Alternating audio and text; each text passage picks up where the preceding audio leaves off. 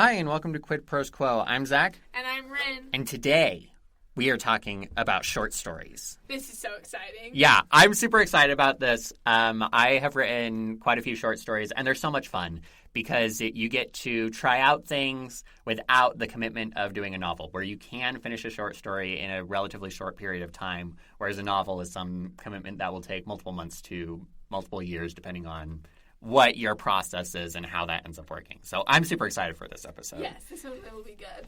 For some reason, short stories are often absolutely unhinged. Everyone read, like, The Most Dangerous Game in high school, I think, or The Landlady by Roald Dahl, The Lottery, Shirley Jackson. Harrison Bergeron by Kurt Vonnegut is one that I keep coming back to. I'm always thinking about Harrison Bergeron. That is so valid. I haven't read it, but that's valid anyways. But just because most short stories are unhinged doesn't mean yours have to be. Like, you can write unhinged short stories if you like. I have one that I'm considering writing for my final for my short story class this semester, where you're like, you have this vampire ex-boyfriend who's like super jealous and he's starting to like murder all your new boyfriends. Oh. And so now you have to go and kill your vampire ex-boyfriend. And I think that will be the most unhinged short story I've ever written. But you can also write, like, wholesome short stories, or, like, ones, you can write short stories based in your universe that you've created of your novel. Like, I've written several, like, Wonderland short stories. Yes. A short story that I published a few months ago is called Spark, is set in the same world as The Black Crescent, which you've read. Oh, yes. Completely different characters, completely different setting, but, again, it's set in the same world. And short stories let you try new things and help you to kind of focus your writing on one particular aspect of the process. So it can help you become more direct and efficient with your language. It can help you with your pacing, and it can help you to develop your skills with conflict. When you're thinking about conflict in the context of a short story, the scale of the conflict needs to be such that it can be solved in the course of a short story rather than a novel. That's, you put asterisks behind every writing rule ever because, of course, you can break the rule where it's like, okay, well, if the novel can do the overthrowing the big bad evil guy thing, then, well, my short story can't do that. And that's not true. You could do that. Yes, but absolutely, you have to, like, know the rules before you can break them. Yes.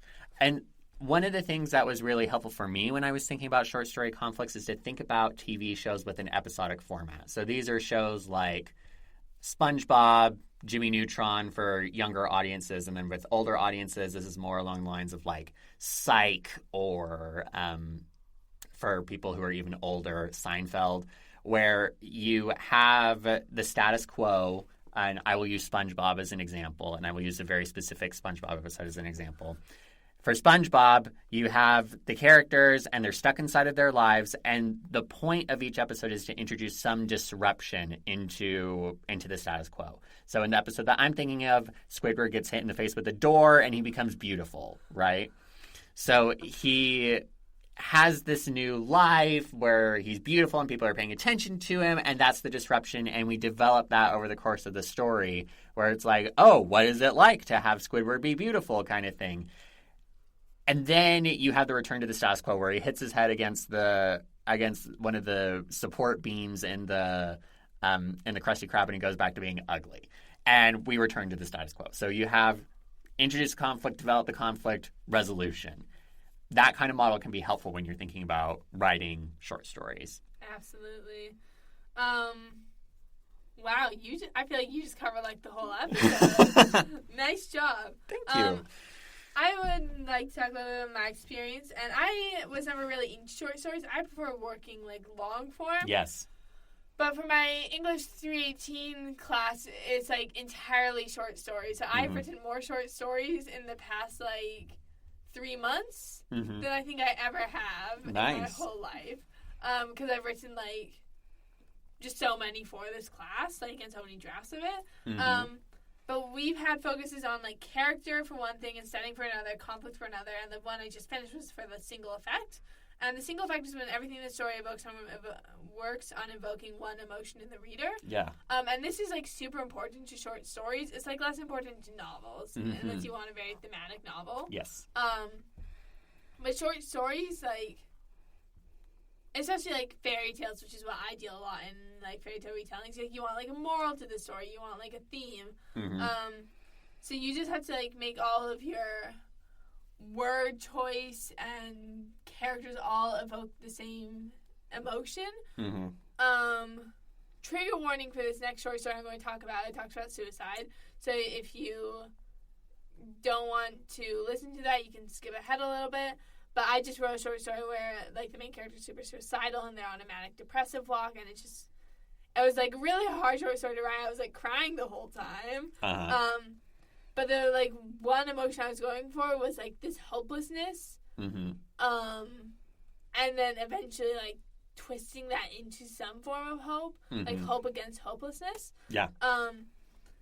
And it was so interesting. Like, the way I did this was I used a motif of Van Gogh. Because Van Gogh said the sadness will last forever. Like, those were his final words, La tristesse durera toujours, I believe, in the original French.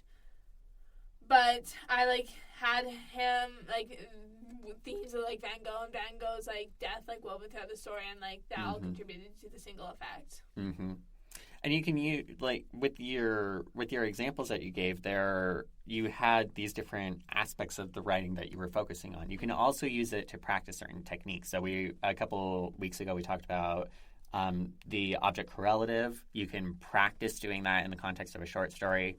I remember at a conference that I went to, we were in a workshop on the object correlative, and we were just writing just, like, really tiny scenes where we were trying to evoke the object correlative. And I was writing about gadflies and damselflies, and about how they live for a week kind of thing. Yeah. And I used the damselfly as a metaphor for terminal illness kind of thing. I suppose I should put a trigger warning at the beginning of that, too. I will put trigger warnings in the caption. Nice. You will do that because you write the captions now. Oh, whoopee! But you can focus on, if you struggle with dialogue, you can use a short story to sharpen your dialogue skills. If you're struggling with theme, whatever it may be, you can use a short story to work on that. When I was in high school as a senior, I decided to do this little experiment where for a year I would write one short story a month. So I would, at the beginning of the month, I'd say, okay, what's my idea?